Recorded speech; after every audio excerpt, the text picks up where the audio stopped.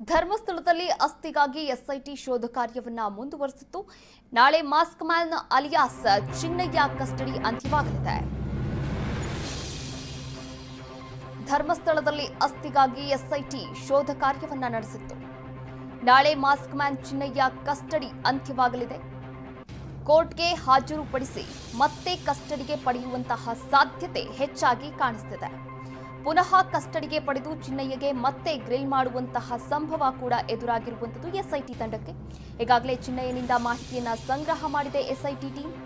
ಮಾಹಿತಿ ಕಲೆಕ್ಟ್ ಮಾಡಿರುವ ಎಸ್ಐಟಿ ತಂಡ ತನಿಖೆಯನ್ನ ಚುರುಕುಗೊಳಿಸಿದೆ. ಪಿತೂರಿಗಾರರಿಗೆ ಗೆಡ್ಡಾವನ್ನ ಕೂಡ ತೋಡಿದೆ.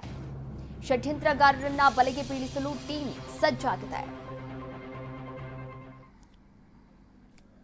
ಧರ್ಮಸ್ಥಳದಲ್ಲಿ ಅಸ್ಥಿಗಾಗಿ ಎಸ್ಐಟಿ ಶೋಧ ಕಾರ್ಯವನ್ನ ನಡೆಸಿತ್ತು. ಕಳೆದ 1 ತಿಂಗಳಿಂದ ಭಾರೀ ಸದ್ದಾಗ್ತಾ ಇರುವಂಥದ್ದು, ಭಾರೀ ಸದ್ದು ಗದ್ದಲವನ್ನ ಉಂಟು ಮಾಡ್ತಾ ಇರುವಂಥದ್ದು ಧರ್ಮಸ್ಥಳ ಪ್ರಕರಣ.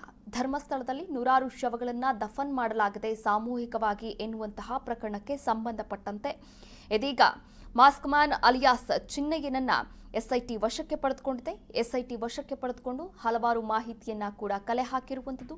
ಸ್ಥಳ ಮಹಜರು ಪ್ರಕ್ರಿಯೆಯನ್ನ ಕೂಡ ನಡೆಸಿದೆ. ಧರ್ಮಸ್ಥಳದ ವಿವಿಧ ಭಾಗಗಳು ಸೇರಿದಂತೆ ಬೆಂಗಳೂರಿನಲ್ಲಿಯೂ ಕೂಡ ಸ್ಥಳ ಮಹಜರು ಪ್ರಕ್ರಿಯೆ ಮುಗಿದಿದೆ.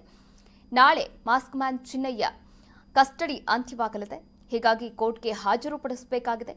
ಕೋರ್ಟ್ಗೆ ಹಾಜರುಪಡಿಸಿ ಮತ್ತೊಂದಷ್ಟು ತನಿಖೆಯನ್ನ ಮುಂದುವರಿಸಲು ಕಸ್ಟಡಿಗೆ ಕೇಳುವಂತಹ ಒಂದು ಸಾಧ್ಯತೆಗಳು ಕೂಡ ಇರುವಂಥದ್ದು. ಹೀಗಾಗಲೇ ಎಸ್ಐಟಿ ಟೀಮ್ ಮಾಹಿತಿಯನ್ನ ಕಲೆಕ್ಟ್ ಮಾಡಿದೆ, ತನಿಖೆಯನ್ನ ಚುರುಕುಗೊಳಿಸಿದೆ. ಪಿತೂರಿಗಾರರು ಯಾರಿದ್ದಾರೆ?